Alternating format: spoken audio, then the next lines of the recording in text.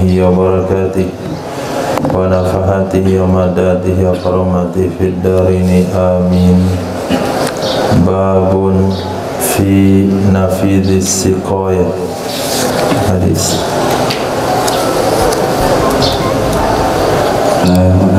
Apabila qala hadatsana Amr bin Aun qala sana Khalid an Humayd an Bakr bin Abdullah qala rajulun ya bin Abbas ma balu ahli hadzal bait yaskuna nabila wa banu ammihim yaskuna labana wal asala was sawiqa abukhlun bihim am hajah. Faqala ibn Abbas ma bina min bukhlin wala bina min hajah walakin dakhala Rasulullah sallallahu alaihi wasallam ala rahilatihi wa khalfahu Usamah bin Zaid fada'a Rasulullah sallallahu alaihi wasallam bisharabin utiya binabidin fashariba minhu fadafa'a fadlahu ila Usamah bin Zaid fashariba minhu thumma qala Rasulullah sallallahu alaihi wasallam ahsantum wa ajmaltum kadzalika faf'alu fanahnu hakadha la nuridu an nughayyira kama qalahu Rasulullah sallallahu alaihi wasallam.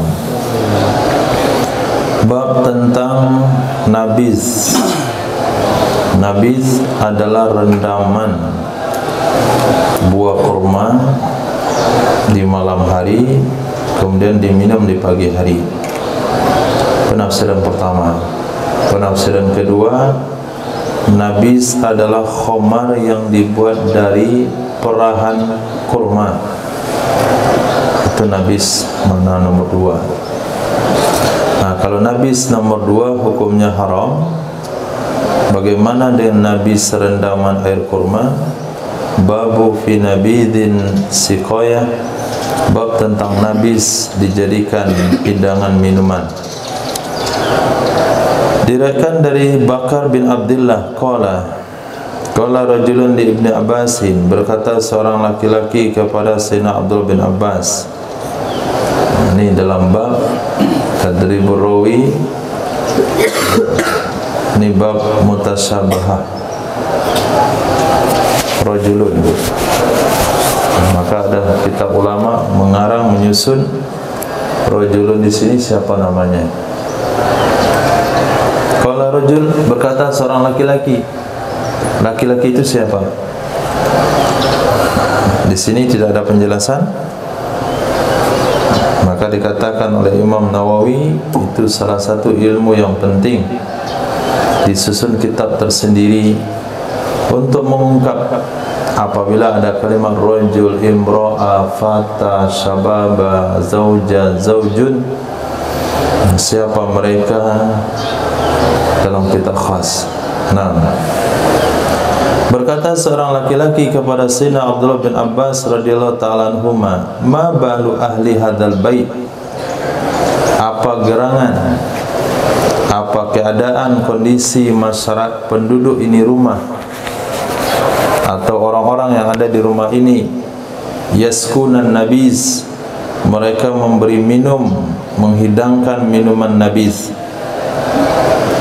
Wa banu ammihim, sementara banu, anak-anak paman mereka, anak-anak paman mereka artinya sepupu-sepupu mereka, yaskun, mereka menghidangkan minuman, al-labana, susu, wal asala, madu, was-sawiqa, dan tepung gandum.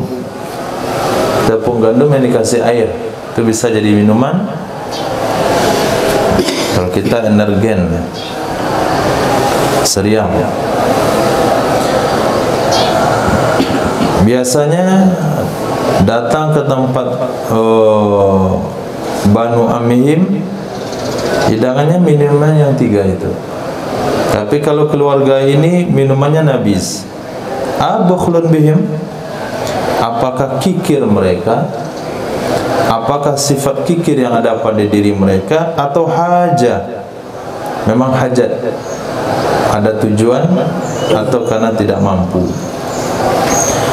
Berkata Sayyidina Abdullah bin Abbas radhiyallahu ta'ala anhuma, ma bina min bukhul, tidak ada dengan diri kami sifat kikir, wala bina min hajah, Tidak ada juga pada diri kami hajat, artinya keperluan. Walakin, akan tetapi, masuk oleh baginda Rasul sallallahu alaihi wasallam ala rahilatih, atas kemahnya Nabi sallallahu alaihi wasallam. Wa khalfuhu, dan di belakangnya Nabi, artinya orang yang membonceng dengan baginda Rasul adalah Sayyidina Usama bin Zaid. Pada Rasulullah lalu meminta oleh Sayyidina Rasul sallallahu alaihi wasallam bisyarabin dengan minuman. Fa'utiya binabidin, lalu dihidangkan ia Nabi dengan minuman nabiz. Fasyariba minhu, lalu minum ia Nabi darinya nabiz. Wa dafa'a fadlahu ila Usamah ibn Zaidin, dan menyerahkan ia Nabi akan sisanya Nabi atau sisanya Nabi setelah Nabi minum kepada Sayyidina Usamah bin Zaid radhiyallahu anhu. Fasyariba minhu, lalu minum ia Sayyidina Usamah darinya sisa nabis Nabi. Kemudian berkatalah Nabi sallallahu alaihi wasallam, ahsantum wa ajmaltum. Ahsantum, alangkah bagusnya yang kalian lakukan. Ajmaltum, alangkah indahnya perbuatan yang kalian lakukan, yaitu membuat minuman dari nabiz. Kadzalika faf'alu, seperti itulah hendaklah kalian berbuat. Panahnu hakadha, maka kami seperti ini. Setiap tamu yang datang kami hidangkan minuman nabiz, bukan susu, bukan madu, dan bukan yang lainnya. La nuridu an nughayyira, kami tidak ingin bahwa kami merubah apa yang telah mengatakan akannya oleh Sayyidina Rasul sallallahu alaihi wasallam. Nah, kami tidak ingin merubah apa yang dikatakan oleh baginda Rasul sallallahu alaihi wasallam. Jadi nabiz ini salah satu minuman yang disukai oleh baginda Nabi. Yang pertama sekali membuatkan hidangan nabiz kepada Rasul adalah Sayyidatina Ummu Salamah. Nah, beliau merendam kurma di malam hari, kemudian dihidangkan di pagi hari. Nah, menurut penelitian pakar ahli kesehatan, ini bisa mengurangi kadar gula. Orang yang penyakit gula, yaitu minum nabiz. Nah, minum nabiz, rendam kurmanya, minum di pagi hari, dan minum besok hari, dan sampai 3 hari setelahnya, itu jadi khamar dia. Saya lihat rendaman nabiz kalau diminum di pagi hari itu airnya masih bersih, tapi kalau udah nunggu siang udah mulai berbusa. Kalau menunggu sore, itu dah lebih gawat lagi kondisinya. Jadi memang waktunya rendam malam, minum pagi dengan air dingin, bukan dengan air panas. Nah, itu salah satu minuman yang disukai oleh baginda Rasul sallallahu alaihi wasallam, sehingga Sayyidina Abdullah bin Abbas tidak mau mengganti minuman di rumahnya karena tidak mau mengganti perkataan Nabi sallallahu alaihi wasallam. Babul iqamati bi Makkah, bab tinggal di kota Makkah. Hadis Apabila konsena lakak Nabi, qala sana Abdul Aziz yani ad-Darawardi an Abdurrahman bin Humayd annahu sami'a Umar bin Abdul Aziz yas'alu Sa'ib bin Yazid hal sami'ta fil iqamati bi Makkah syai'an, qala akhbarani Ibn al-Hadrami annahu sami'a Rasulullah sallallahu alaihi wasallam yaqul lil muhajirin iqamatu ba'da as-sadri salatan. Diriwayatkan daripada Abdurrahman bin Humaid, beliau pernah mendengar Sayyidina Umar bin Abdul Aziz. Beliau bertanya kepada Sayyidina Sa'ib bin Yazid, hal sami'ta, apakah engkau pernah mendengarkan fil iqamah bi Makkah, tentang tinggal di kota Makkah, syai'an, sesuatu? Qala, berkata ya Sayyidina Sa'ib bin Yazid, akhbarani Ibnul Hadrami, telah memberikan hadis kepadaku oleh Ibnul Hadrami, sesungguhnya beliau pernah mendengar baginda Rasul sallallahu alaihi wasallam bersabda, lil muhajirin, bagi orang-orang yang hijrah dari Makkah ke Madinah, itu boleh tinggal setelah kedatangan 3 hari. Setelah hari datang 3 hari. Artinya hari datang tidak dihitung, hari pulang tidak dihitung, tinggal hanya di Makkah hanya 3 hari. Ini bagi muhajirin setelah melakukan ibadah haji. 3 hari setelah melakukan ibadah haji. Itu penjelasan daripada Imam Aunul Ma'bud.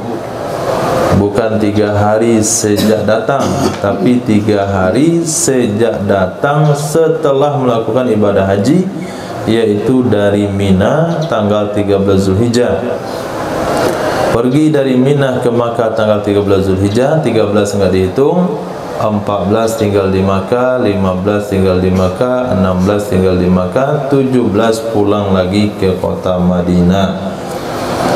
Nah, bab salati fil Ka'bati, bab salat dalam Ka'bah. Apa hukumnya salat dalam Ka'bah? Hadis Wabila qala sana alaqa Nabi an Malik an Nafi' an Abdullah bin Umar anna Rasulullah sallallahu alaihi wasallam dakhala al-Ka'bata wa Usamah bin Zaid wa Uthman bin Talha al-Hajabi wa Bilal aghlaqaha alayhi wa makatha fiha. Qala Abdullah bin Umar fasalatu Bilalan hina kharaja madza sana'a Rasulullah sallallahu alaihi wasallam qala ja'ala amudan an yasarihi wa amudaini an yaminihi wa salasata a'midatin wa ra'ahu wa kana al-baitu yawma idin ala 6 a'midatin thumma shalla.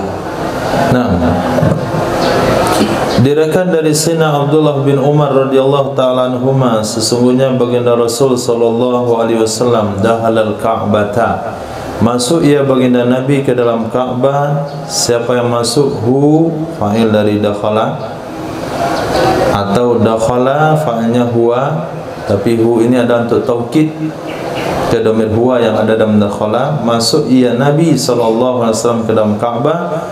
Hu dianya Nabi, diulang kembali huwa supaya bisa diidafakan Usama kepadanya, dan Sayyidina Usama bin Zaid dan Sayyidina Utsman bin Talha al-Hajabi.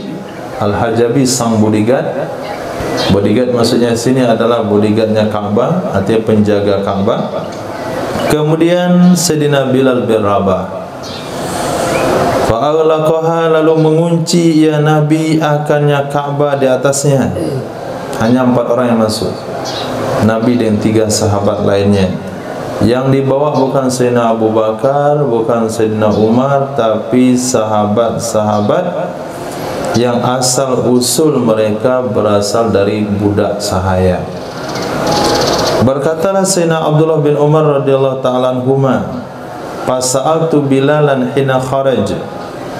Sayyidina Abdullah bin Umar tidak mengetahui apa yang dilakukan oleh Nabi dalam Ka'bah. Ketika pintu Ka'bah dibuka, Nabi keluar dan diiringi oleh 3 sahabat. Saya jumpai Sayyidina Bilal, saya tanya sama beliau, madza sana'a Rasulullah sallallahu alaihi wasallam, apa yang dibuat oleh Nabi sallallahu alaihi wasallam dalam Ka'bah tadi.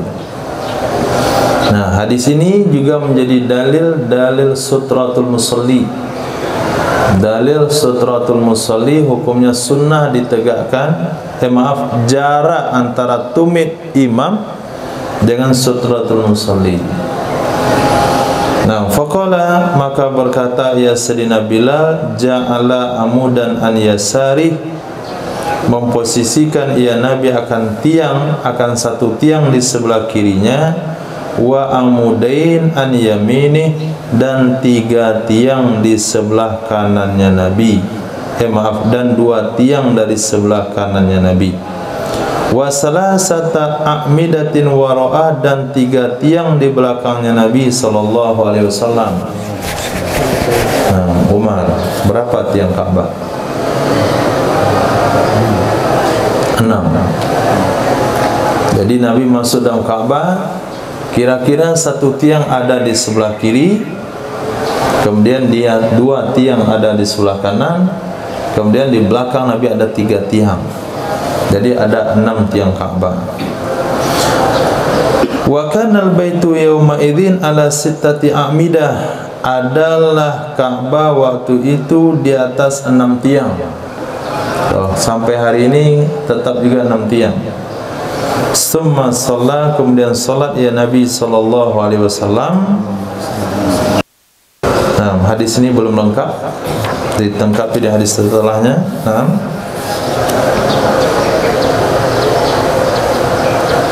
Abi qala sana Abdullah bin Muhammad bin Ishaq al-Azrami qala sana Abdurrahman bin Muhdi an Malik bi hadha al-hadith lam yadhkur as-sawari qala summa salla bainahu wa bainal qiblati thalathatu azru.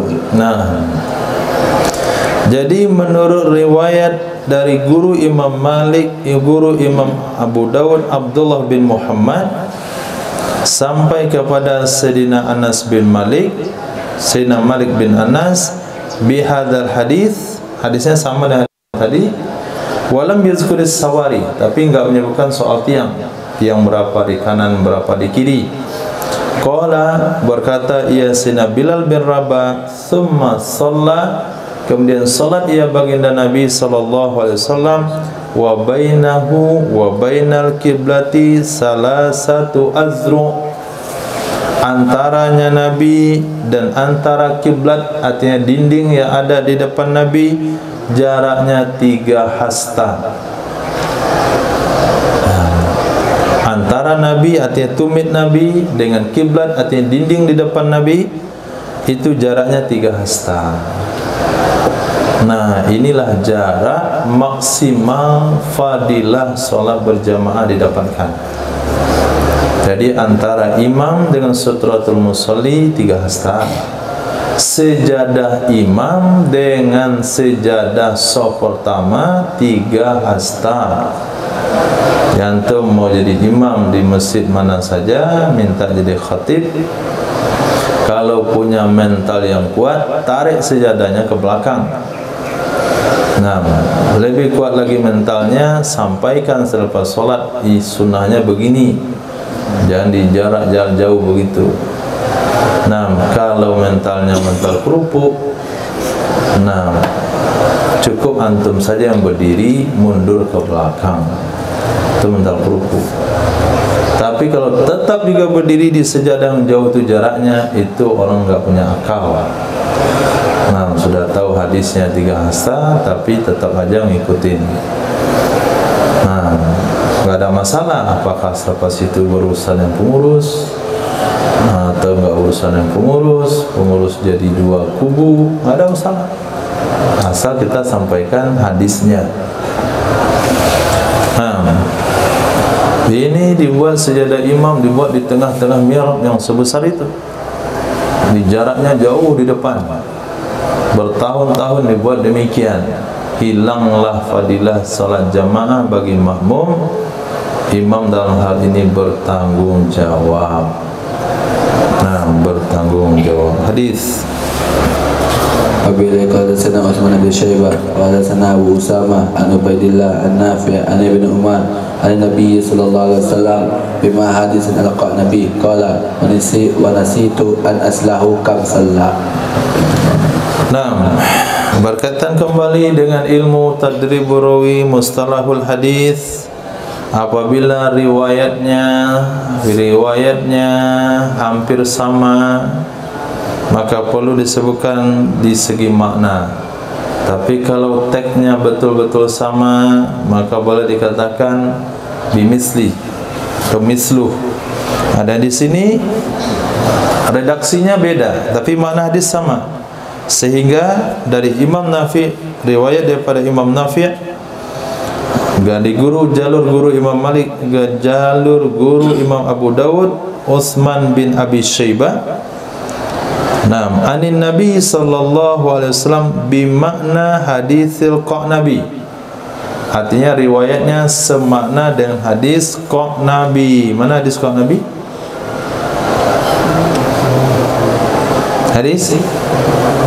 Hadis pertama, haddatsanal Qa'nabi. Naam. Qala, berkata ya Sayyidina Abdullah bin Umar, wa nasitu an as'alahu kam shalla. Aku lupa bertanya kepada Sayyidina Bilal bin Rabah berapa rakaat Nabi sholat. Yang saya tanya apa yang Nabi lakukan. Pertanyaannya tidak detail berapa rakaat Nabi sholat di sana, sehingga Imam Ali Zainal Abidin beliau sholat dalam Ka'bah 2 rakaat dengan 1 khatam Quran. Kenapa 2 rakaat? Karena hadisnya tidak jelas apakah Nabi sholat 2, 4 atau 6. Tapi makna sholat akan tertunai minimal 2 rakaat. Maka beliau sholat 2 rakaat. Tapi karena pengen berlama-lama dalam Ka'bah atau asyik dengan tempat yang mulia tersebut, beliau khatamkan sekali khatam dengan membayar sekian dinar kepada penjaga Ka'bah. Hadis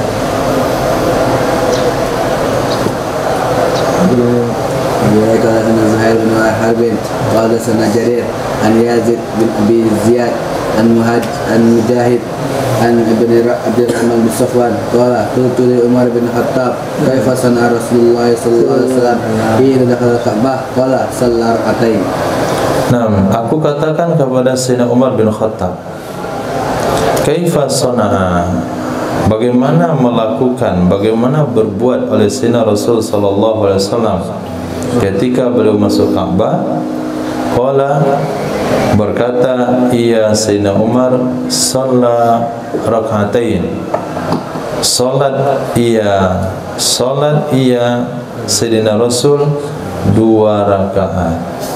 Jadi ternyata yang menyelidiki apa yang dilakukan oleh Nabi di dalam Ka'bah bukan hanya Sayyidina Abdullah bin Umar, tapi Sayyidina Umar juga pernah mencari tahu hal tersebut, sehingga ketika beliau ditanya, jawaban beliau adalah Nabi sholat 2 rakaat. Hadis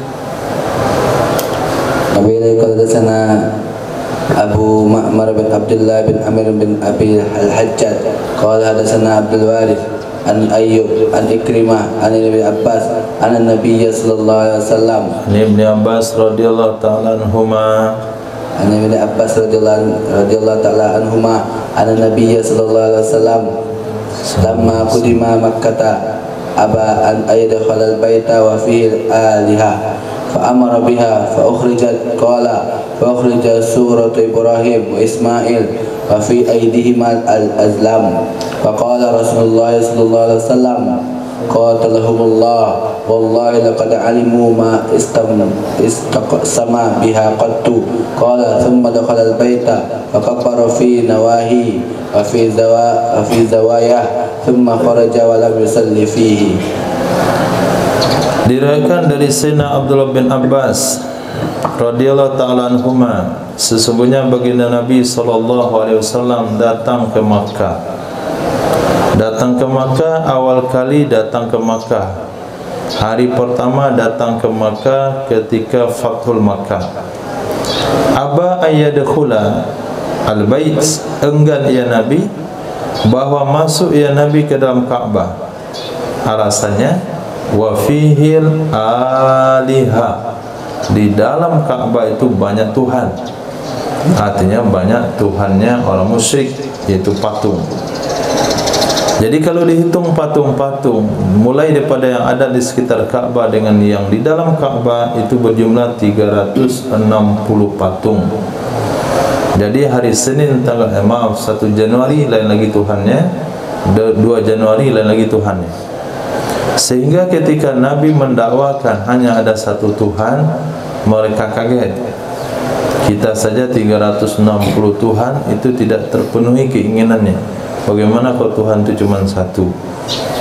Aja'ala alihata wahida, apakah Muhammad buat Tuhan 1 doang?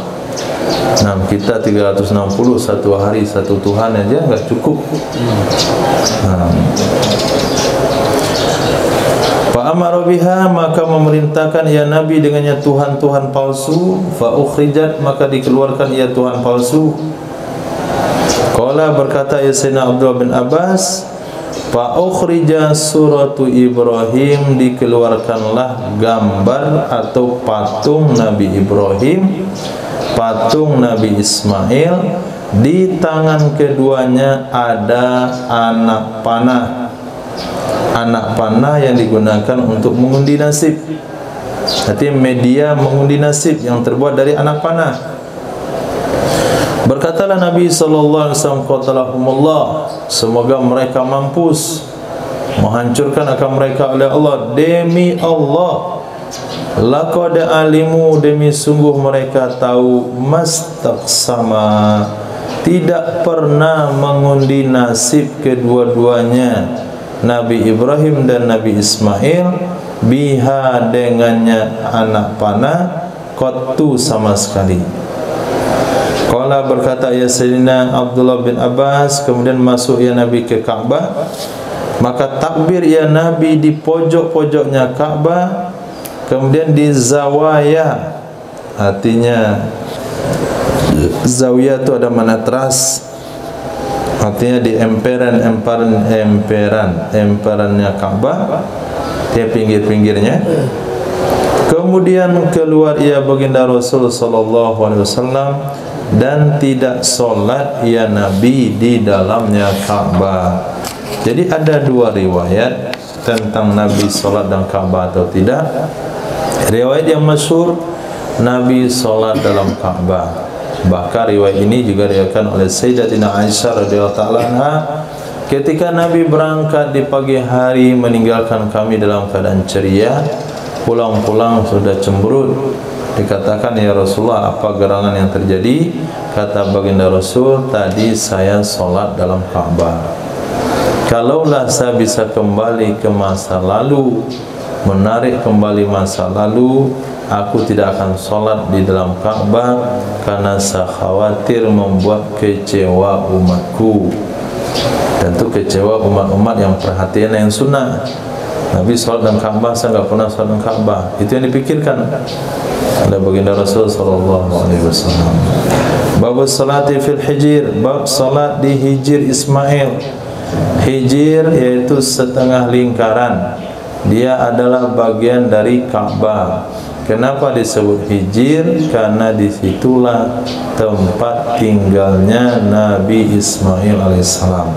Hijir artinya kamar sebetulnya. Ini kamar Nabi Ismail. Hadis. Nabi qala sana Nabi qala sana Abdul Aziz an Alqamah an ummi an Sayyidatina Aisyah radhiyallahu anha qalat kuntu uhibbu an adkhula al-baita wa usalli fihi fa akhadha Rasulullah sallallahu alaihi wasallam bi yadi wa dakhalni fil hijri sejak kapan fil madhi itu jazam kayak gitu?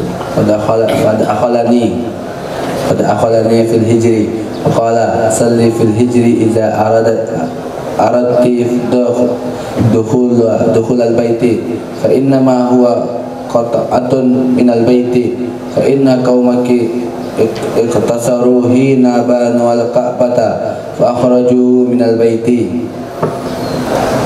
Diriwayatkan dari Sayyidatina Aisyah radhiyallahu taala anha, sesungguhnya Sayyidah Aisyah pernah berkata, kuntu adalah aku dulu, uhibbu aku kepengen, an adkhulal baita, bahwa akan masuk Ka'bah, lalu aku solat di dalamnya. Pengen juga apa yang dilakukan oleh Rasul sallallahu alaihi wasallam, solat dalam Ka'bah.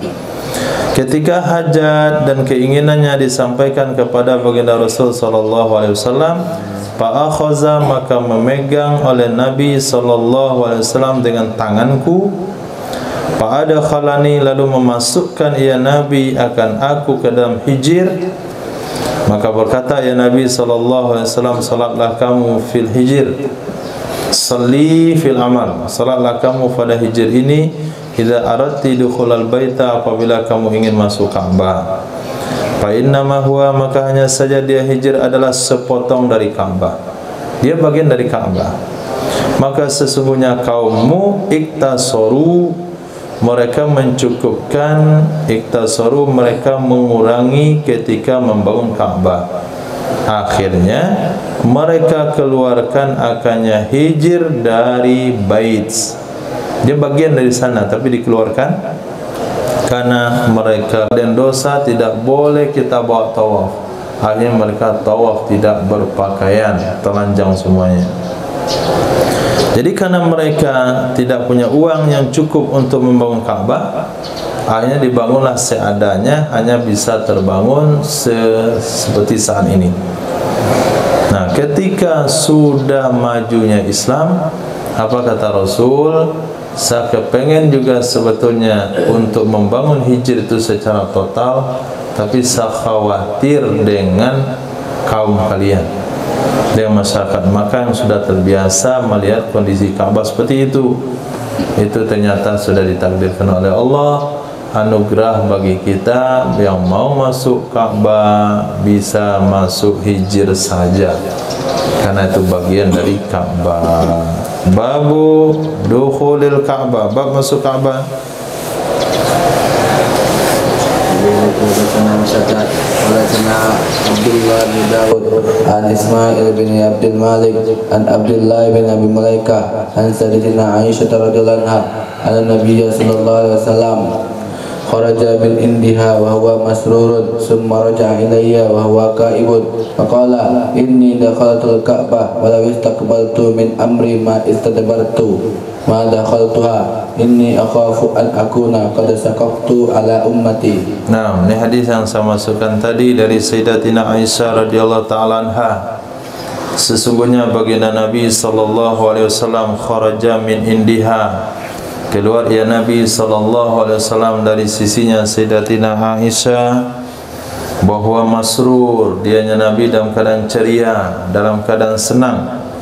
Summa raja'a, kemudian pulang ya Nabi sallallahu alaihi wasallam ilayya, kepadaku, wa huwa kaib, dia dalam keadaan apa tadi?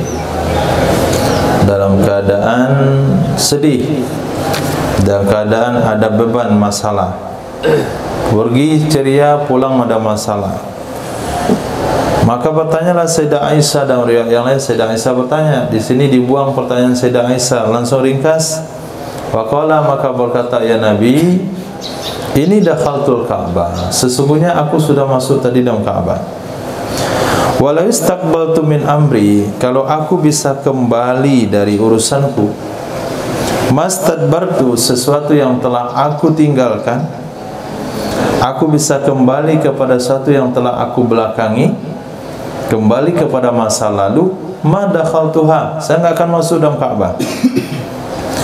Sesungguhnya aku khawatir an akuna, bahwa adalah aku qad saqaqtu ala ummati, sungguh aku membuat berat di atas umatku, sungguh aku memberatkan umatku. Saya khawatir ada orang yang memaksa-maksakan diri memasuki Ka'bah karena pengen ittiba dengan baginda Rasul sallallahu alaihi wasallam. Nah, samalah di hadis ini, hadis siwak, laula an asyqa ala ummati la amartuhum bisiwaki inda kulli wudu, laula an asyqa ala ummati la amartum bisiwa inda kulli shalah, laula an asyqa ala ummati la amartuhum bi ta'khiril isha ila thuluthil lail, laula an asyqa ala ummati la amartuhum bil wudu inda kulli shalah, laula an asyqa. Banyak riwayat-riwayat laula an asyqa, termasuk juga kepada kenapa Nabi tidak tarawih pada malam keempat. Inni khasyitu an tufrada alaikum, saya khawatir tarawih diwajibkan kepada kalian. Termasuk ini. Tentu hal ini berat bagi umat yang memberikan perhatian, yang mau ittiba dengan Nabi 100% tentunya. Yang enggak peduli dengan sunnah Nabi enggak ada urusannya. Nabi masuk Ka'bah, enggak masuk Ka'bah, apa urusannya saya? Tapi kalau orang yang mau ittiba dengan sunnah Nabi, apalagi sunnah Nabi yang belum saya buat. Oh, masuk Ka'bah, mana caranya masuk Ka'bah? Karena enggak bisa masuk Ka'bah, akhirnya beliau sedih. Nah, ini yang Nabi tidak inginkan, sehingga ada solusi yang diberikan oleh Nabi pada hadis di atas. Kalau mau juga sholatlah di Hijr Ismail. Hadis Abila qala sana ibn Syarhi Asyid ibn Mansur wa Musaddad qala hadatsana Sufyan nanti qala lagi sudah qalu hadatsana Sufyan an Mansur al-Hajabi qala hadatsani Khali an Ummi Safiyah binti Syaibah qalat sami'tu an Ummi Safiyah binti Syaibah qalat sami'tu al-Aslamiyah taqul qultu li Uthman radhiyallahu anhu ma qala laka Rasulullah sallallahu alaihi wasallam hina da'ak qala inni nasitu an amuraka an tukhammir al-qarnaini fa innahu laysa yanbaghi an yakuna fil baiti syai'un yasghalul musalliya. Nah, aku bertanya kepada Al-Aslamiyah. Al-Aslamiyah ini hanya disebutkan nisbahnya, berarti tidak jelas atau mubham siapa orang sebetulnya. Di sini tidak ada penjelasan. Aku dengar Al-Aslamiyah berkata, aku bertanya kepada Sayyidina Utsman bin Affan radhiyallahu anhu. Pertanyaanku, ma qala laka Rasulullah? Apakah sesuatu yang memperkatakan kepadamu oleh Sayyidina Rasul sallallahu alaihi wasallam hina da'aka, ketika memanggil ya Rasulullah akan engkau?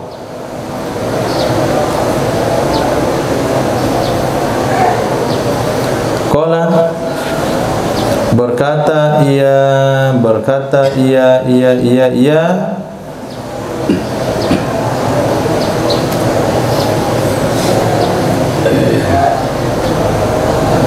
Mansur al-Hajabi.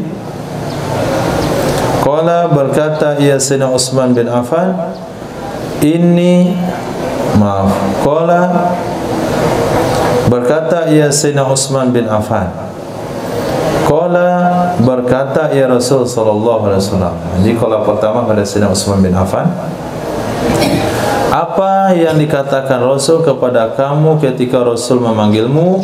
Berkata ya Sayyidina Utsman, berkatalah Rasul, sesungguhnya aku lupa an amaruka, bahwa aku perintahkan kamu an tukhammiral qarnain, bahwa kamu tutup dua tanduk.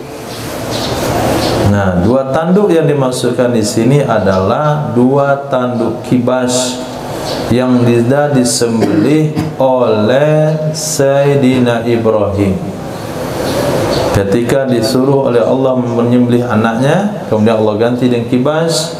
Nah, tanduk kibas itu disimpan di dalam Ka'bah.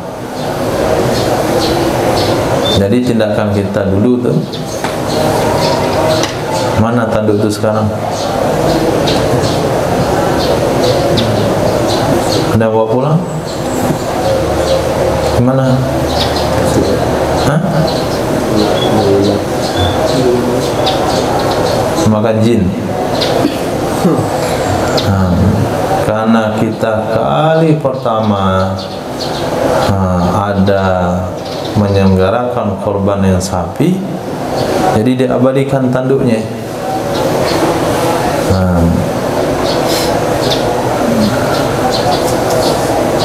Oh, ini bid'ah.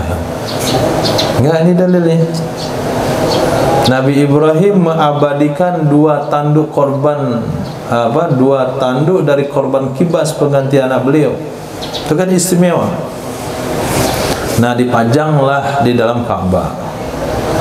Tiga pemburu, dia dapat menangkap rusa, simpan tanduknya dalam rumah, nggak ada masalah. Atau antum korban dengan sapi, kemudian tanduknya disimpan, nih korban tahun sekian, nih tahun sekian, nih tahun sekian, nih tahun sekian. Boleh-boleh saja, asal jangan niatnya ria. Nah, tapi kalau disimpan tulang kepalanya, kemudian diminta lagi orang lain untuk mengawetkannya, oh itu memang berlebihan. Tapi kalau cukup dengan kemampuannya, ada dasarnya hadisnya di sini. Apa kata Nabi? Aku lupa bahwa aku perintahkan kamu, engkau menutup 2 tanduk. Fa innahu, maka sesungguhnya laisa yang bagi, tidak pantas ayakuna fil baiti syai', bahwa ada dalam Ka'bah itu apapun yasgalul musalliya, yang menyibukkan orang solat. Jadi enggak pantas, enggak cocok kalau ada di dalam Ka'bah sesuatu yang mengganggu konsentrasi orang solat. Ini menjadikan dasar hukum bahasanya di masjid tidak boleh ada sesuatu yang mengganggu konsentrasi orang solat. Pengumuman uang korban taruh di belakang, jangan taruh di depan mihrab. Laporan donatur keuangan depan mihrab. Di sedang solat kita baca, kita nggak baca, itu solat itu laporan di situ. Nah, Haji Udin 20 juta. Nah, pengeluaran untuk anak yatim sekian. Peruang konsumsi 300.000. Kebaca, minus uangnya. Nah, minus sekian. Ini masalah. Apa itu juga variasi-variasi hiasan-hiasan yang berlebihan, seperti jam-jam lonceng gereja itu. Pokoknya tempat sholat itu biasa-biasa saja. Khair. Jangan sampai yusghilul musalli. Babun fi malil Ka'bati, bab tentang harta Ka'bah. Hadis. Wa bihi ilaihi qala haddatsana Ahmad bin Hanbal qala haddatsana Abdurrahman bin Muhammad al-Muharibi an Syaibani an Wasil al-Ahdab an Syaqid an Syaibah yakni ibn Utsman qala qa'ada Umar bin al-Khattab radhiyallahu anhu fi maq'adika allazi anta fihi faqala la akhruju hatta aqsima mal al-Ka'bah qala qultu ma anta bifa'il qala bala la af'alanna qala qultu ma anta bifa'il qala lima qultu li anna Rasulullah sallallahu alaihi wasallam qad ra'a makanahu wa Abu Bakrin wa huma ahwaju minka ilal mali falam yukhrija faqama fa kharaja. Nah, tentang harta Ka'bah. Ternyata Ka'bah itu punya harta. Banyak kekayaannya Ka'bah. Diriwayatkan daripada Syaibah. Beliau adalah Ibn Utsman. Qala qa'ada Umaru, duduk oleh Sayyidina Umar bin Khattab radhiyallahu an fi maq'adika alladhi anta fi, di tempat duduk yang engkau berada di tempat duduk tersebut. Duduk di tempat duduk yang engkau duduk di tempat duduk tersebut. Ini cerita zaman itu. Kita nggak tahu di mana duduknya mereka saat itu. Yang jelas Syaibah itu berkata kepada Syakik, waktu itu Imam Syakik duduk di tempat duduknya Sayyidina Umar bin Khattab beberapa tahun yang lalu. Faqala, berkata ya Sayyidina Umar, la akhruju, saya tidak akan keluar sampai saya bagi harta Ka'bah. Nah, berarti mereka duduk dalam Ka'bah. Saya tidak akan keluar dari Ka'bah ini sampai saya bagi-bagi harta Ka'bah. Aku katakan ma anta bifa'il, engkau tidak boleh melakukannya. Tidaklah engkau dengan melakukannya. Nah, ini bahasa ngomong sama orang dewasa. Kalau bahasa kasarnya, bahasa sebaya, la taf'al, jangan kamu lakukan. Nah, tapi kalau bahasa dengan orang lebih tinggi, ma anta bifa'il, kamu enggak boleh melakukannya. Intinya sama, tapi redaksinya itu lebih ringan. Nah, kalau anak yang mau berangkat, katakan enggak boleh berangkat. Kalau orang tua yang mau kita larang, sebaiknya bapak jangan berangkat. Kedua-duanya bahasa melarang, tapi satu katakan enggak boleh berangkat. jangan pergi. Kalau sama orang tua, masa bilang jangan pergi? Tetap pilih redaksi yang mudah, jangan, sebaiknya jangan pergi. Saya sarankan nggak usah pergi. Nah, inilah bahasa yang digunakan, ma anta bifa'il, sebaiknya engkau tidak melakukan. Qala bala la af'alanna, berkata Sayyidina Umar, betul, sungguh benar-benar akan saya lakukan.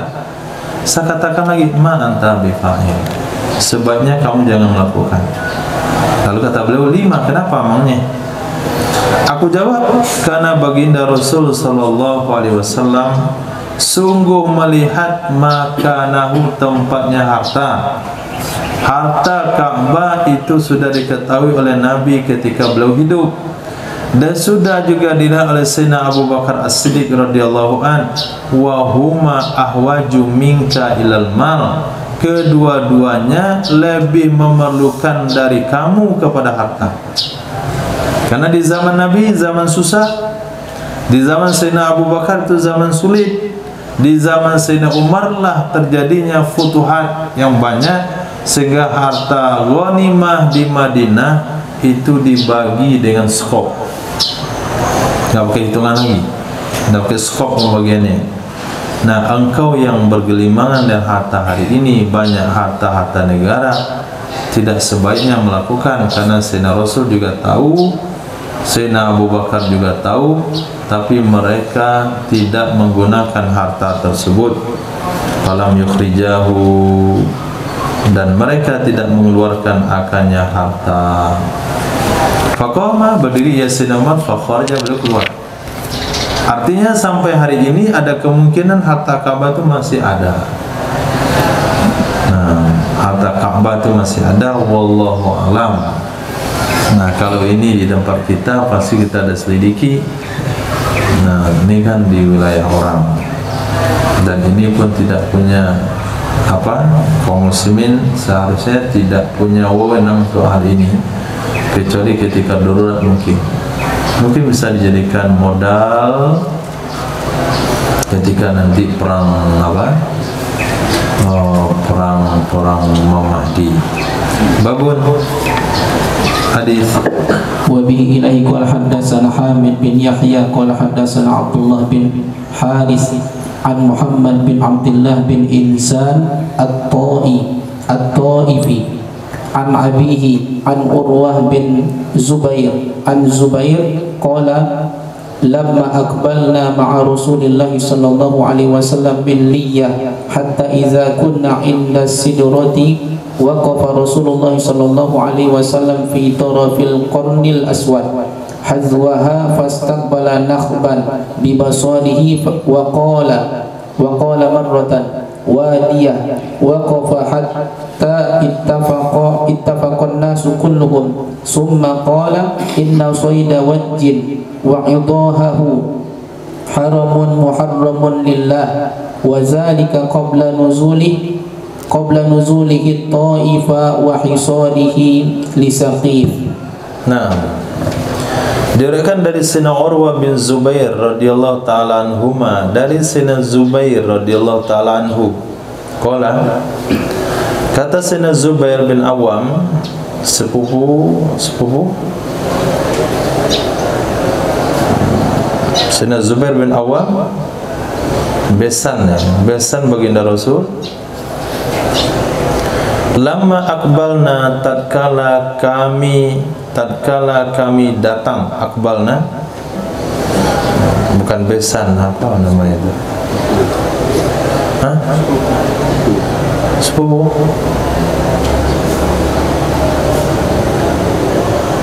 dari anak bibi. Nah, sepupu dari anak bibi. Lama akbalna, tatkala kami datang, hati kami menghadap itu maknanya pulang dari suatu tempat, itu makna ikbalna. Bersama baginda Rasul sallallahu alaihi wasallam. Dari mana kami menghadap? Dari Liyah. Liyah itu adalah ismul ladzi la yansarif. Enggak boleh baca liyatin, tapi liyata dengan ilal. Pertama ta marbutoh, tanis, yang kedua alamiah. Kenapa dia alamiah? Karena itu adalah nama gunung yang ada di Taif. Nah, nama gunung yang dekat dengan Taif. Bagian atas gunung itu milik Thaqif, bagian bawah gunung itu milik Nasr bin Muawiyah. Lewatlah baginda Rasul sallallahu alaihi wasallam di tempat tersebut, hatta idza kunna, sehingga apabila kami berada di dekat Sidrah. Nah, dekat Sidrah, apa itu Sidrah?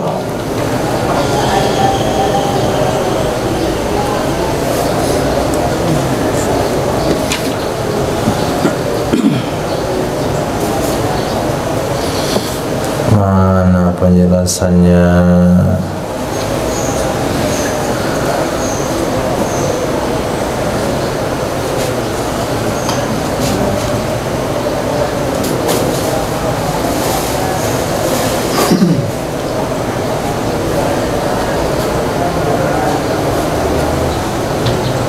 Tidak ada penjelasan di dalam.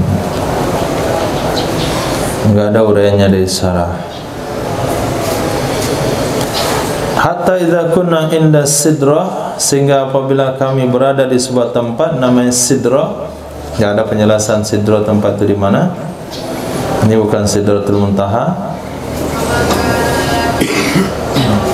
Wa qala, berkata ya Sayyidina Zubair bin Awam pada maratan, kesempatan yang lain, wadiyah, ketika kami berada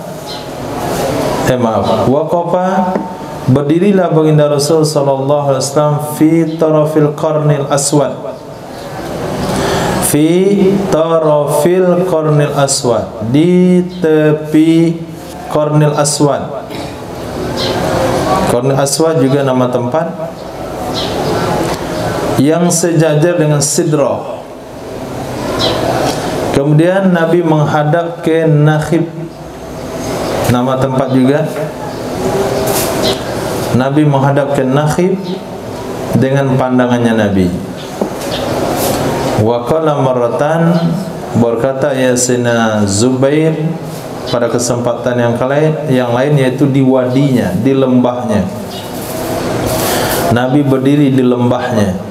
Wa waqafa, dan berdiri ia baginda Rasul sallallahu alaihi wasallam hatta ittafaqan nas kulluhum, sehingga berkumpul manusia semuanya. Sehingga berkumpul manusia semuanya. Kemudian Nabi bersabda, inna sayda wajjin, sesungguhnya binatang buruan wajjin. Wajjin itu adalah sebuah lembah di Taif. Binatang buruan wajjin wa'idahahu, dan tanamannya, pohon-pohon berdurinya itu haram. Muharramun lillah, diharamkan karena Allah. Wa zalika qabla nuzulihi, hal demikian sebelum turunnya Nabi di Taif dan sebelum mengepungnya Nabi bagi Bani Thaqif. Ini kadangkala ketika riwayat hadis ini diriwayatkan, bercerita tentang di mana diriwayatkan, bagaimana kondisi diriwayatkan, ini membuat masalah.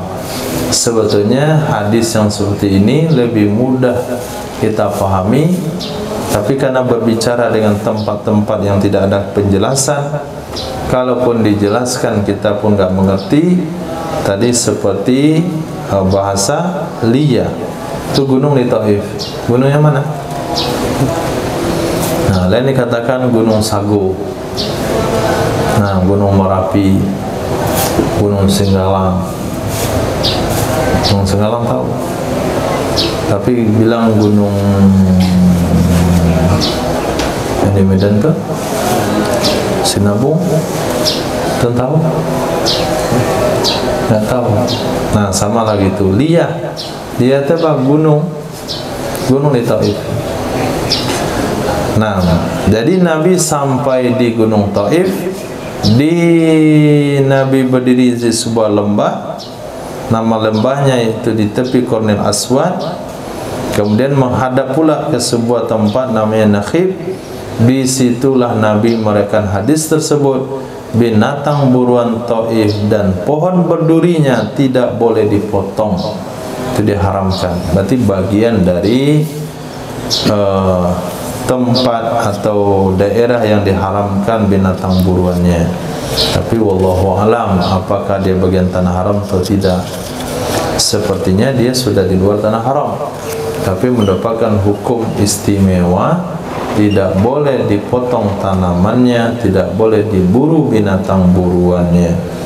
Babun fi ityanil Madinah, bab mendatangi kota Madinah. Hadis wa bihi ilaihi qala haddatsana Muhammad qala haddatsana Musaddad qala haddatsana Sufyan an Zuhri an Sa'id bin Musayyab an Sayyidina Abi Hurairah an Nabi sallallahu alaihi wasallam qala la tashuddu rihala illa ila salasati masjidil haram wa masjidil haram wa masjidi hadza wa masjidil aqsa.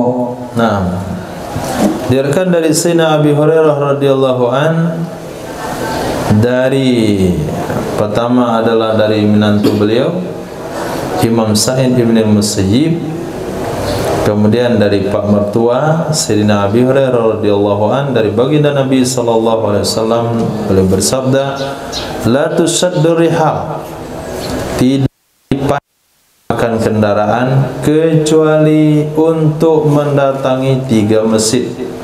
Pertama Masjidil Haram, kemudian masjidku yang ini Masjid Nabawi, kemudian Masjidil Aqsa. Nah, ini riwayat yang digunakan oleh Salafi, Wahabi untuk menyerang pergerakan tabligh. Tabligh dia pergi 3 hari, 40 hari, 4 bulan datang ke masjid-masjid. Dia enggak baca hadis Nabi itu. Tidak boleh dipacu kendaraan kecuali 3 masjid saja.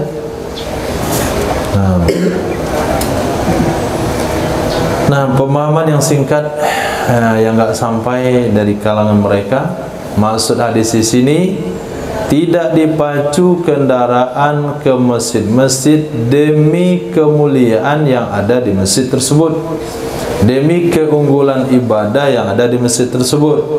Kalau mafhumnya Ahlus Sunnah wal Jamaah, tidak ada masjid yang mendapatkan keunggulan dari masjid lain kecuali 3. Nah, kecuali 3, pertama Masjidil Haram, kemudian masjidku yang ini, kemudian Masjidil Aqsa. Sehingga tidak dianjurkan memacu kendaraan mendatangi masjid-masjid lain demi keunggulan itu, kecuali hanya 3 saja. Tapi kalau ada ketujuan yang lain, masjid ada acara, kalau datang kita ke situ, memacu kendaraan ke masjid tersebut karena acaranya, karena programnya, karena ada urusan di sana dan lain sebagainya, itu enggak ada masalah. Dan hadis ini pun masih ada pengembangan pada hadis yang lain, yaitu ada satu masjid, yaitu Masjid Quba. Ini bagian yang dianjurkan juga oleh Nabi untuk dikunjungi. Bahkan Nabi rutin mengunjunginya setiap hari Sabtu. Nah, maka kalau kita diberikan rezeki oleh Allah untuk haji atau umroh, maka dianjurkan mendatangi Masjid Quba hari Sabtu. Tapi karena banyak orang tahu dan fadilah ini, hari Sabtu itu memang padat. Ada orang mengambil kesempatan hari yang lain saja.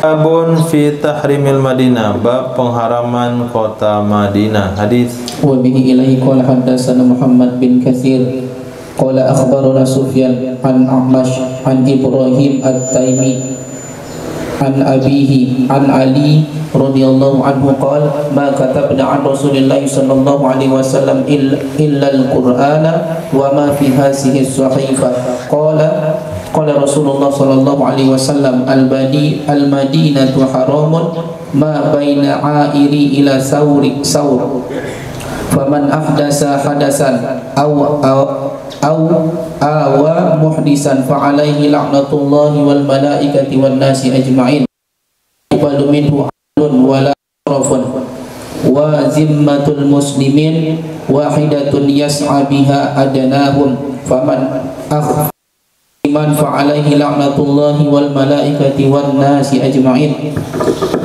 la yuqbalu minhu 'adlun wala sarfun wa man wala qauman bi ghairi izni mawalihi fa'alaihi la'natullahi wal malaikati wan nasi ajma'in la yuqbalu minhu 'adlun wala sarf.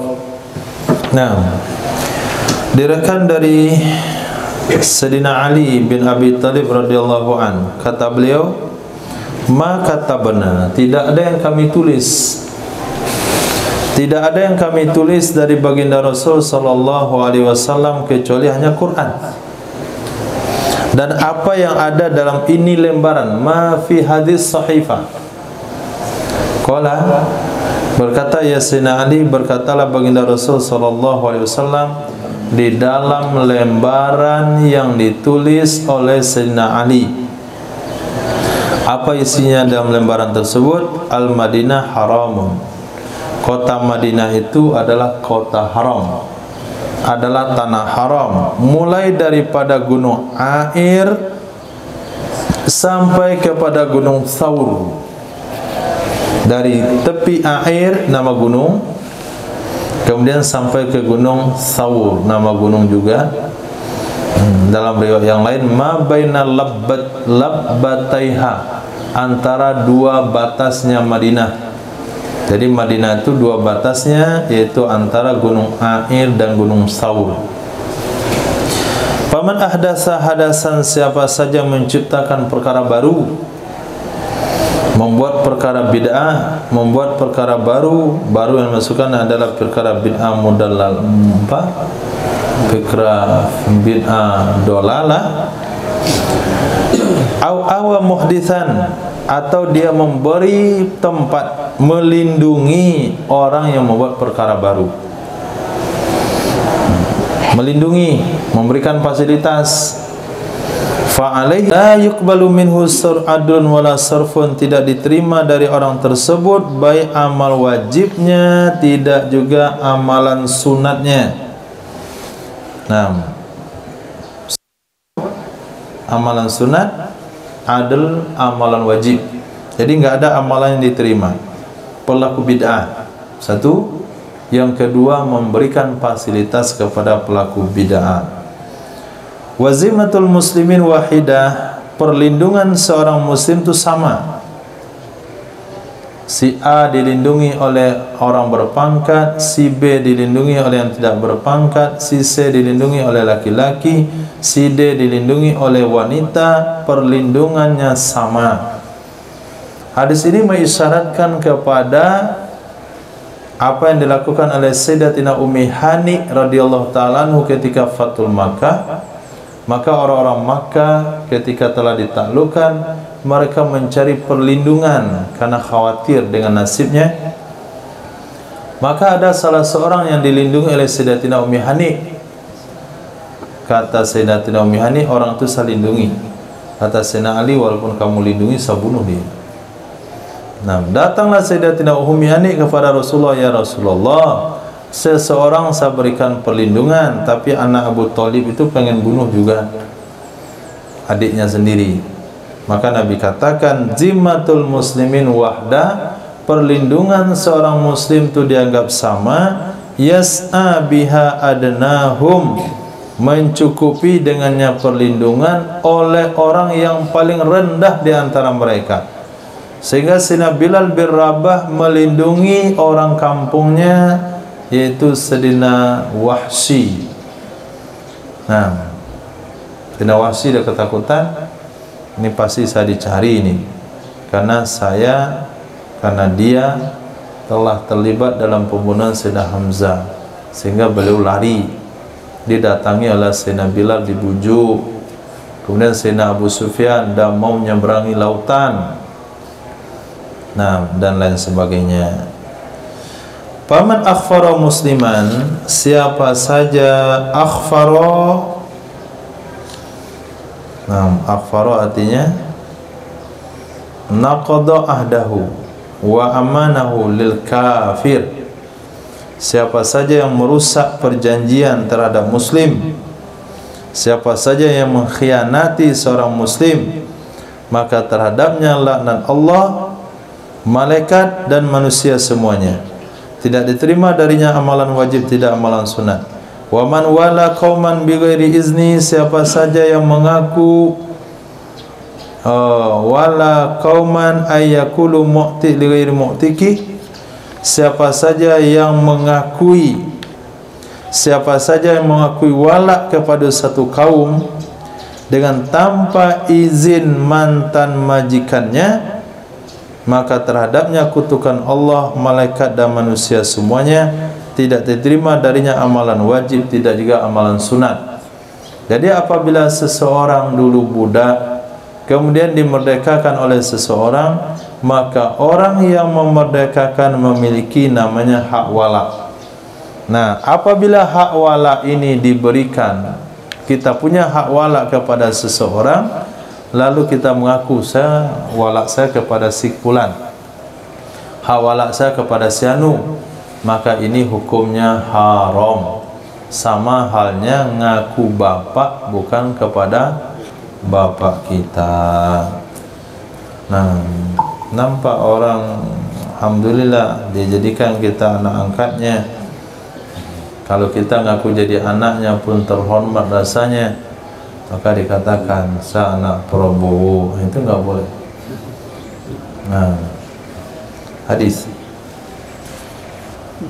wa bihi ilaika hadatsana Ibnu Musanna qala hadatsana Abdus Samad qala hadatsana Hammam qala hadatsana Qatadah an Abi Hasan an Sayyidina Ali bin Abi Thalib radhiyallahu anhu fi hadhil qissah anin Nabi sallallahu alaihi wasallam qala la yuqtala khalaha wa la yunaffaru sayduha wa la yultaqatu luqatatuha illa liman asyada biha wa la yasluhu li rajulin ay yahmila fiha silahu liqitalin wa la yasluhu ay yuqta'a minha syajaratun illa ay ya'lifa rajulun ba'irah.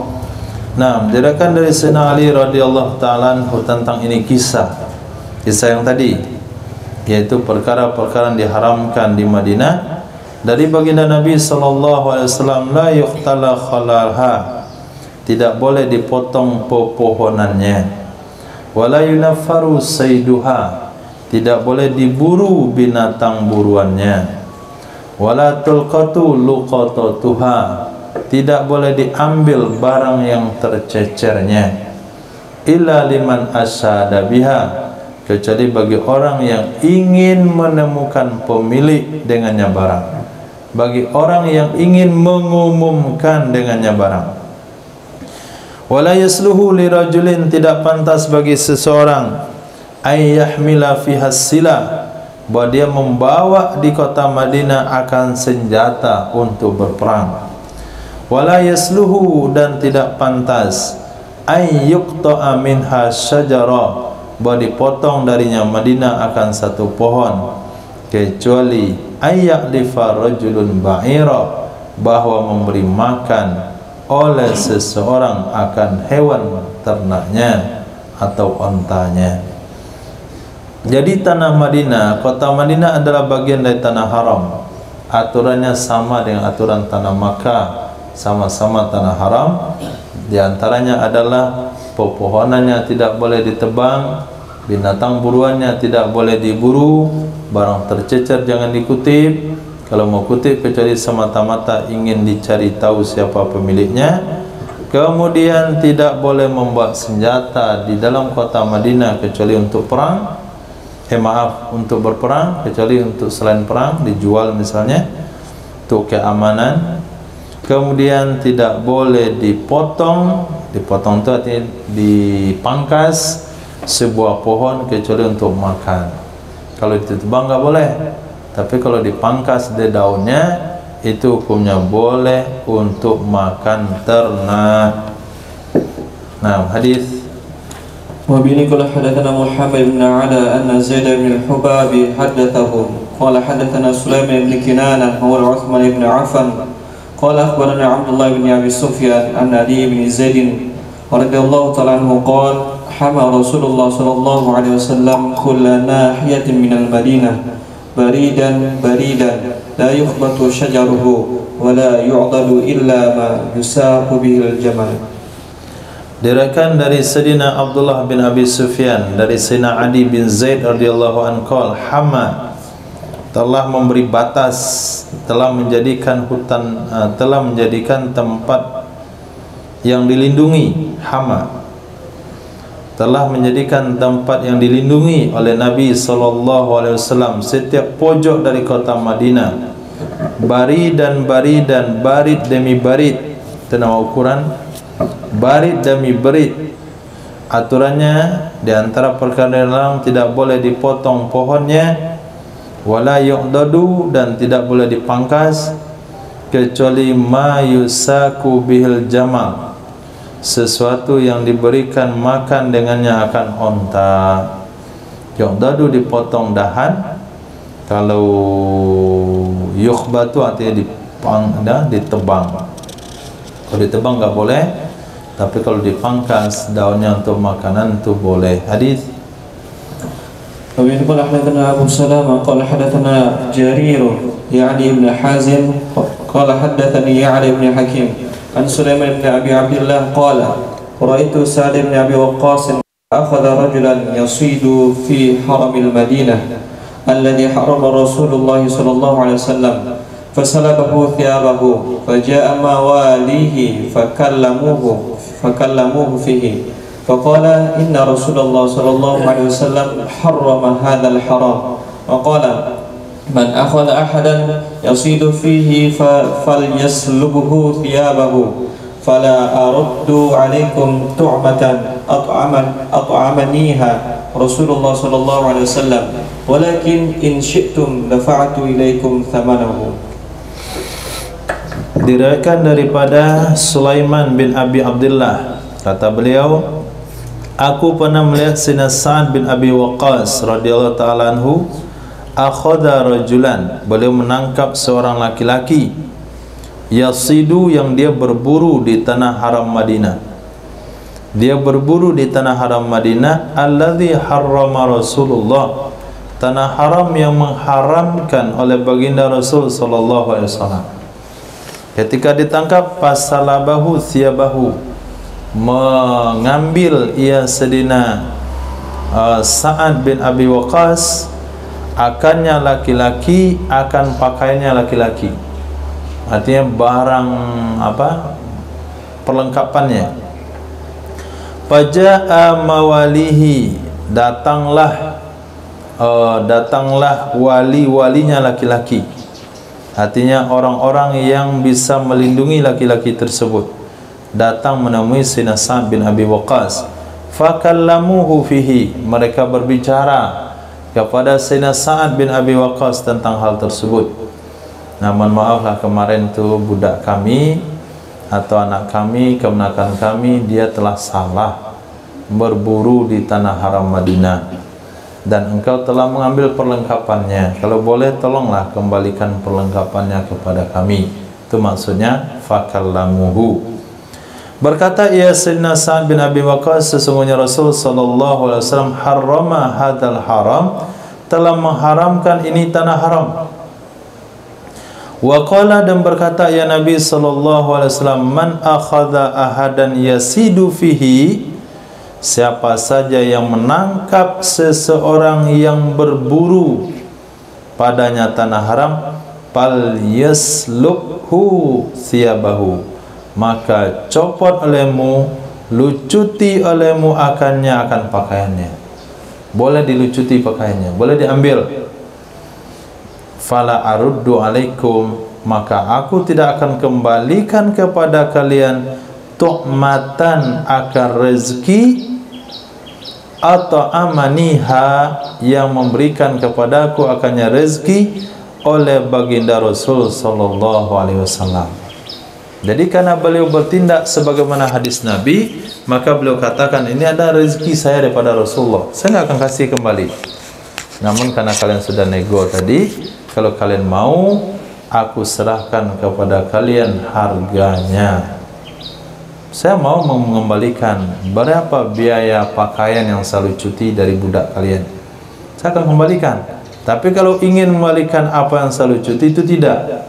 Kenapa tidak? Karena ini saya ambil berdasarkan izin dan perintah Nabi SAW dalam hadis beliau, siapa yang bisa menangkap orang berburu di tanah haram, dia boleh melucuti perlengkapan yang ada dari orang tersebut. Berarti beliau Sayyidina Sa'd bin Waqqas ini menganggap rezeki dari Nabi. Ini rezeki yang saya ambil berdasarkan perintah Rasul. Berarti kan ada keberkahan di dalamnya. Sementara kalian karena sudah datang minta maaf, nego, saya bersedia mengembalikan berapa harga semua yang selalu cuti itu, saya akan kembalikan. Naam, hadis. وبه قال حدثنا عثمان بن ابي شيبه قال حدثنا يزيد بن هارون قال اخبرنا ابن ابي ذئب عن صالح بن مولى التوأمه عن مولى بن سعد ان سعدا وجد عبيدا من عبيد المدينه يقطعون من شجر المدينه فاخذ متاعهم وقال يعني لمواليهم سمعت رسول الله صلى الله عليه وسلم ينهى ان يقطع من شجر المدينه شيء وقال man qata'a minhu syai'an faliman akhadahu salabuhu. Diriwayatkan daripada mantan budak Sayyidina Sa'd bin Abi Waqqas, sesungguhnya Sayyidina Sa'd bin Abi Waqqas wajada telah menangkap seorang budak dari budak-budak kota Madinah, yaqta'una, mereka memotong, menebang dari pohon kota Madinah. Fa'akhaza mata'ahum, lalu mengambil ia Sayyidina Sa'd bin Abi Waqqas akan mata'ahum, barang-barang mereka. Wa qala, berkata ia Sayyidina Sa'd bin Abi Waqqas kepada mawalihim, majikan-majikan mereka budak-budak, ketika majikan itu datang kepada Sayyidina Sa'd menuntut kembali barang yang diambil oleh Sayyidina Sa'd dari budak mereka. Apa kata Sayyidina Sa'd waktu itu? Aku pernah mendengarkan baginda Rasul sallallahu alaihi wasallam melarang bahwa dipotong dari pohon kota Madinah apapun itu, syai'un, kecuali pohon yang kita tanam sendiri nggak apa-apa. Kalau pohon yang kita tanam sendiri boleh kita potong, apalagi pohon pisang. Wa qala man qata'a minhu syai'an, siapa saja yang memotong dari kota Madinah, dari pohon kota Madinah akan sesuatu, faliman akhazahu, maka bagi siapa yang berhasil menangkap orang tersebut, yaitu berhak mengambil salabnya. Salab ini istilah dalam bab ghanimah, perlengkapan dari orang kafir yang kita bunuh. Ini maknanya harta salab. Harta salab tidak masuk dalam harta ghanimah. Harta salab diberikan khusus kepada orang yang membunuh orang kafir tersebut. Nah, maka kalau pergi perang, ada yang mengincar rajanya, nah, panglimanya, apalagi perang tanding antara panglima dan panglima, tentu pedangnya lebih mahal daripada prajurit, baju perangnya lebih lengkap, kudanya, semuanya yang ada, yang lengket di tubuh dari si korban tersebut, si orang kafir tersebut. Itu maknanya salab. Nah, bahasa salab dipinjamkan kepada orang Islam yang melakukan pelanggaran memotong atau berburu di kota Madinah. Hadis وبه قال حدثنا محمد بن حفص أبو عبد الرحمن القطان قال حدثنا محمد بن خالد قال أخبرني جارية بن الحارث الجهني قال أخبرني أبي عن سيدنا جابر بن عبد الله رضي الله تعالى عنهما أن رسول الله صلى الله عليه وسلم قال لا يخبط ولا يعضد حمى رسول الله صلى الله عليه وسلم ولكن يحش حشا رفيقا. Diriwayatkan dari Sayyidina Jabir bin Abdullah radhiyallahu anhu, sesungguhnya baginda Rasul sallallahu alaihi wasallam bersabda, la yukhbatu, tidak boleh ditebang, wala yu'dadu, tidak boleh dipotong, atau dipangkas. Hima, hutan lindung atau tanaman yang dilindung oleh baginda Rasul sallallahu alaihi wasallam. Akan tapi yang boleh adalah yuhassu hassan rafiqan, yaitu dihamburkan atau digoyang dengan goyangan yang lembut. Nah, digoyang dengan goyangan yang lembut boleh. Misalnya ini, ada satu pohon, kemudian pohon itu nggak boleh ditebang, tebang di pangkal. Tidak boleh yu'dadu, artinya dipangkas dahan-dahannya. Yang boleh cuma digoyang saja, goyang pangkalnya, lembut. Nanti dahan-dahan yang sudah mati dia akan berjatuhan ke bawah. Itulah yang diambil untuk kayu bakar. Kalau model itu konsepnya boleh. Nah, cuman digoyang-goyang-goyang, nanti dahannya mati jatuh. Nah, itu yang halal dikutip jadi kayu bakar. Itu makna yuhassu hassan rafiqan. Nah, seperti buah jambu misalnya, yang sudah matang kan cukup digoyang. Nah, termasuk buah durian. Itu pernah goyang batang durian? Nah, yang batangnya digoyang tapi dahannya.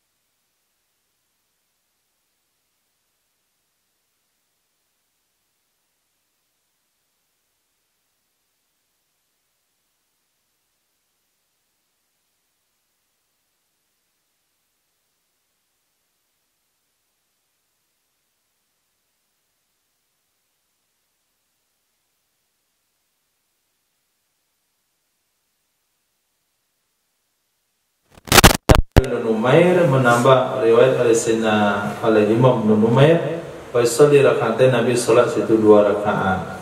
2 rakaat di Masjid Quba sama dengan umroh.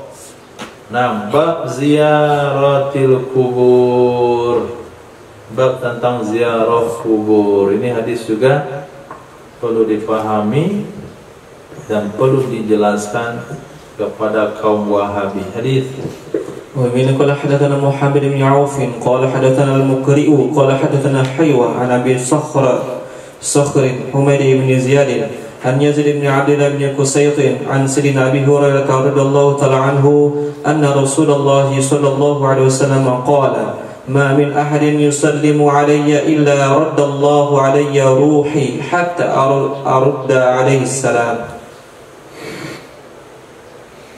Tidakkan dari Sayyidina Abi Hurairah radhiyallahu an, sesungguhnya baginda Rasul sallallahu alaihi wasallam bersabda, "Ma min ahadin yusallimu alayya," tidaklah dari siapapun yang mengucapkan salam kepada saya, melainkan raddallahu, mengembalikan oleh Allah kepadaku akan ruhku, sehingga aku jawab atasnya akan ucapan salam. Dari ketika datang ziarah kubur Nabi sallallahu alaihi wasallam. Nah, Imam Abu Daud memberi judul Ziyaratil Kubur. Imam Nawawi dalam kitab Riyadhus Shalihin memberi judul Ziyarati Qabrin Nabi. Tapi setelah kitab Ahlus Sunnah wal Jamaah dikuasai cetakannya oleh kaum Wahabi, dia ganti judul Ziyarati Qabrin Nabi dengan Ziarah Masjidin Nabi.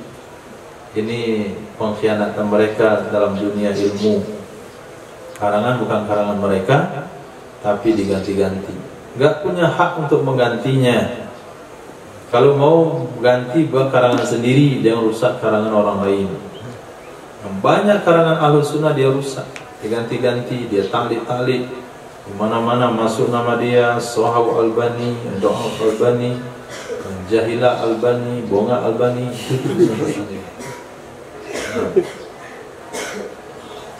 Ini lihat di sini. Imam Abu Daud ziarah kubur judulnya. Tidak ada siapapun yang mengucapkan salam kepada saya, melainkan Allah kasihnya, Allah kembalikan kepada saya nyawa untuk menjawab salamnya. Berarti di sana Rasulullah hidup. Assalamualaikum ya Rasul. Jangan Rasulullah, orang-orang lain saja juga disunahkan mengucapkan salam. Apalagi baginda Nabi sallallahu alaihi wasallam. Assalamualaikum ya Rasulullah. Kemudian bahkan ada sahabat yang bertawasul dengan Nabi. Hadis Nabi qala hadatsana Ahmad bin Shalih qara'tu ala Abdullah bin Nafi' qala akhbarani ibnu Abi Dhi'b an Sa'id bin al-Maqburi an Sayyidina Abi Hurairah radhiyallahu ta'ala anhu qala Rasulullah sallallahu alaihi wasallam la taj'alu buyutakum quburan wa la taj'alu qabri 'aidan wasallu alayya fa inna salatakum tablughuni haitsu kuntum. Nah, dirikan dari Sayyidina Abi Hurairah radhiyallahu anhu qala Rasulullah sallallahu alaihi wasallam la taj'alu buyutakum, jangan kalian jadikan rumah-rumah kalian seperti kuburan. Jangan kalian jadikan kuburanku tempat id, artinya hari-hari besar, perayaan-perayaan. Nah, perayaan, wasallu alayya, bersalatlah kalian kepadaku, sesungguhnya salawat kalian akan sampai kepadaku di mana saja kalian berada. Maka perbanyaklah salawat kepada Nabi sampai hari ini, perbanyak sampai Nabi mengundang kita untuk datang ke Madinah. Kalau Nabi sudah mengundang datang ke Madinah, maka yang lain Allah akan berikan. Nabi yang undang. Kemudian kata Imam Ibnu Taimiyah rahimahullah, makna hadis la tu'attilul buyut minas salati fiha, jangan kalian kosongkan rumah-rumah dari doa dan membaca Quran. Fatakunu, kalau tidak ada baca Quran di rumah, tidak ada salat sunat, tidak ada doa, maka posisinya sama dengan kuburan. Fa amara yatahara ibadah bil buyut, maka Nabi memerintahkan mengambil kesempatan beribadah di rumah. Wa naha an tahribiha indal kubur, wa akasa ma fal musyrikin an nasara man tashabbabi min hadhihi ummah, wal aid ismun ma yaudu min al-ijtima'an ala wajhi mu'tad aidan ma yaudu sana wa yaudu isma aw shahr nadhi dzalik qabla al-qayyim wal aid ma yatadu majihu wa qasdu min zamanin wa makanin ma'khudhu minal mu'awada wa ihtiyad. Jadi maksud tidak boleh dijadikan id yaitu sebagai jadwal rutin yang harus dilakukan setiap bulan, setiap tahun dan setiap minggu. Wallahu a'lam bissawab. Wal ma'af.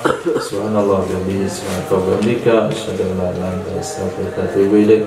Subhanaka rabbil izzati amma yasifun, wassalamu ala al mursalin. Alhamdulillahirabbil alamin.